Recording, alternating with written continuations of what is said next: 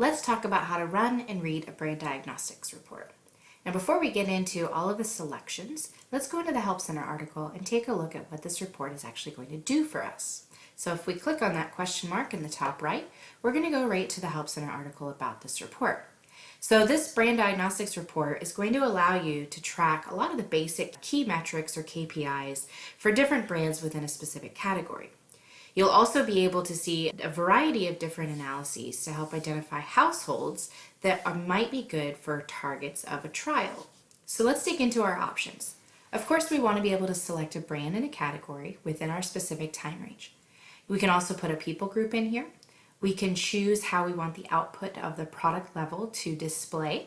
We can have our year ago or prior time period option. We can select a specific store or channel, and then of course change the rest of our options for parent channels and SATA groups. Let's take a look at one I've pre-ran. We're going to look at Purina dry dog food in the past 52 weeks. I've requested that the report give me the parent brand output. We're comparing to a year ago, looking specifically at PetSmart and using our static group brick and mortar. Now let me minimize this so we can look at the actual report. The first tab is the key performance indicators. Notice there are a variety of metrics we can select, but let's just stick with household penetration. Here I can see that Blue Buffalo and Purina are tied for the highest household penetration across all of these parent brands. Hill's Pet Food is number 3. I can also change to look at percent of loyal households, perhaps, and see how that differs. So Hill's Pet Food has the highest percent of loyal households, with Blue Buffalo in number 2, and Woodland has the lowest rating. The second tab is our brand tree tab. This is simply going to lay out all those metrics we saw in the previous option in a nice little tree form. So we have our projected sales at the top with our index, and this would be the product versus the category. Our household penetration and buying rate. Keep in mind this is going to be for the brand that we selected.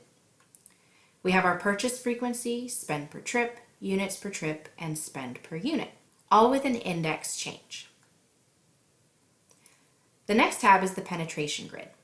This is going to break down a variety of different shoppers to see the household penetration for that segment of shoppers, along with their buying rate, spend per trip, things like that.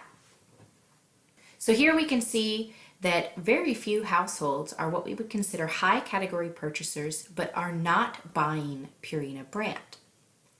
If we scroll down, we can see the flip side of high category purchasers that are high brand shoppers. Also a very low percentage, but we can compare how those buying rates change. The key here is to look at where the majority of the household penetration falls in. So it looks like the majority are low category non-brand purchasers, which means that these shoppers are in the bottom third of the total dry dog food category, and they're not buying Purina. Notice here each of these boxes do have smart people groups. So if you want to understand who these people are, or maybe put them into another report to follow up on additional research, you can simply click that smart people group and save your people group. The last tab in here is our buyer's opinion tab, so additional survey responses. The first thing is the selected product. Now this is going to alphabetize, so let's select our Purina parent brand. Then we have select keywords we can choose, or we can just leave it to all responses. So you could scroll through and you can read through all of the answers that have been given to us. Specifically, the question was, if you were writing a letter to the CEO of Purina, what would you tell them to change or keep about the product? If you wanted to limit to specific responses, you could come through here and look at different keywords, like cheaper.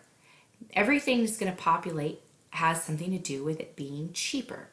Then you can also look at the specific brand as well. If you wanted to compare Purina to, say, Blue Buffalo, you would be able to see how many people are saying that this should be cheaper. If you wanted to compare these responses to, say, the Blue Buffalo responses on the keyword cheaper, then you'd be able to flip over to the Blue Buffalo brand and compare those responses. That's it for the Brand Diagnostics report. As always, if you have any questions, feel free to reach out to us on your support chat feature.